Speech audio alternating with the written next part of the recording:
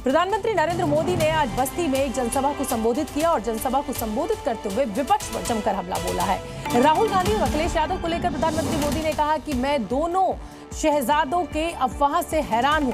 वो 79 सीट जीतने के लिए दिन का सपना देखते हैं।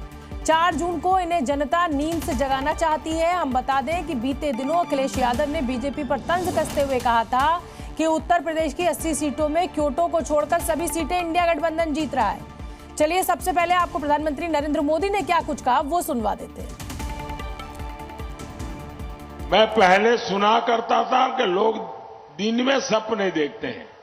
मुझे अब पता चला दिन में सपना देखने का मतलब क्या होता है।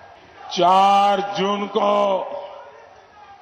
यूपी की जनता इनको नींद से जगाने वाली है और तब ये ठिकरा ईवीएम पर फोड़ेंगे। सपा कांग्रेस वाले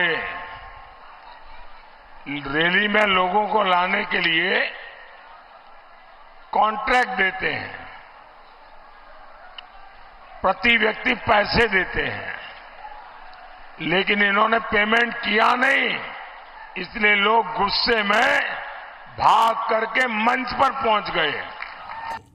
और चलिए अब आपको सुनवा देते हैं कि अखिलेश यादव ने क्योटो को लेकर क्या कुछ कहा था, जिस पर आज प्रधानमंत्री नरेंद्र मोदी ने पलटवार किया। मैंने कई बार कहा, फिर कहता हूं प्रेस के सामने, इंडिया गठबंधन उत्तर प्रदेश में 79 सीटें जीत रहा है और क्योटो में लड़ाई में है।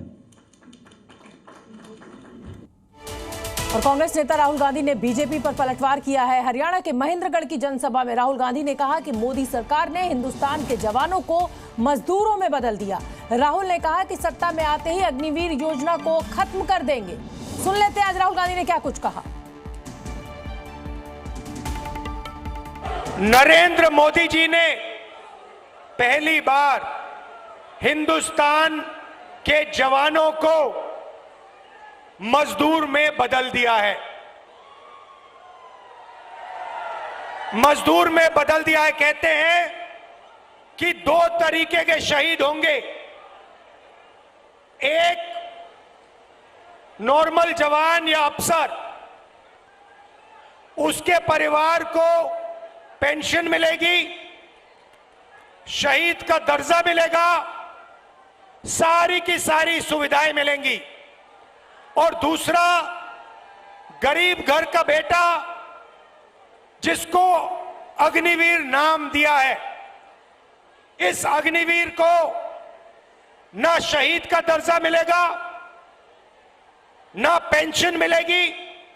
इंडिया की सरकार आएगी, अग्निवीर योजना को उठाकर हम कूड़ेदान में फेंक देंगे।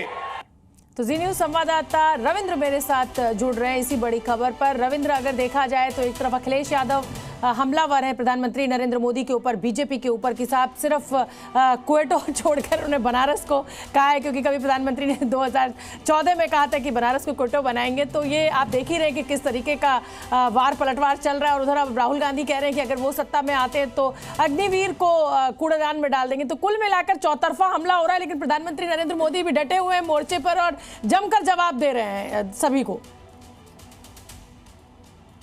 बिल्कुल, अपनी हर रैलियों में, हर आपने देखे सभाओं में प्रधानमंत्री एक चीज़ पर, चाहे वो अखिलेश यादव बोले, राहुल गांधी बोले या तेजस्वी यादव बोले या कोई ऐसी एक्टिविटी ऑपोजिशन होती है, उसका खुद जवाब प्रधानमंत्री नरेंद्र मोदी दे रहे हैं। देखिए, काशी को क्योटो बनाने की बात कही गई थी।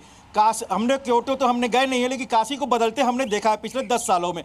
अब जहां तक कि बनारस के अलावा बाकी जो 79 सीटें हैं, 79, उस पर कहा जा रहा है कि ये बीजेपी को हम हरा देंगे। बीजेपी भी दावा कर रही है कि हम 70 के करीब, 72 के करीब सीटें हम जीतेंगे वहां पर। एनडीए अगर देखा जाए तो 74 सीटें जीतेंगे। तो ऐसे में दावे प्रत्यावे चलेंगे। और बीजेपी का यह कहना है राहुल गांधी के बारे में, उन्होंने जिस तरह अग्निवीर योजना के बारे में कहा कि कूड़ेदान में फेंक देंगे, यह उसी तरह के बयान है जैसा उन्होंने लोकपाल बिल को कूड़ेदान में फेंक दिया था।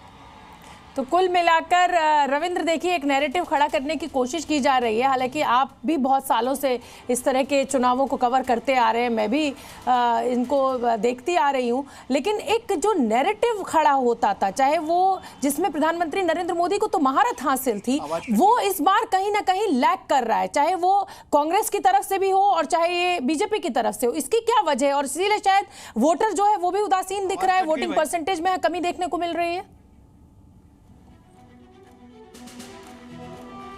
शायद मेरी आवाज रविंद्र तक नहीं पहुंची है। तो प्रधानमंत्री नरेंद्र मोदी ने आज पलटवार किया अखिलेश यादव के बयान को लेकर कि दिन में सपने देख रहे हैं, 2 शहजादे 79 सीट जीतने का सपना देख रहे हैं, शहजादे 4 जून को ईवीएम पर ठीकरा फोड़ेंगे। तो कुल मिलाकर प्रधानमंत्री नरेंद्र मोदी ने आज जवाब दिया।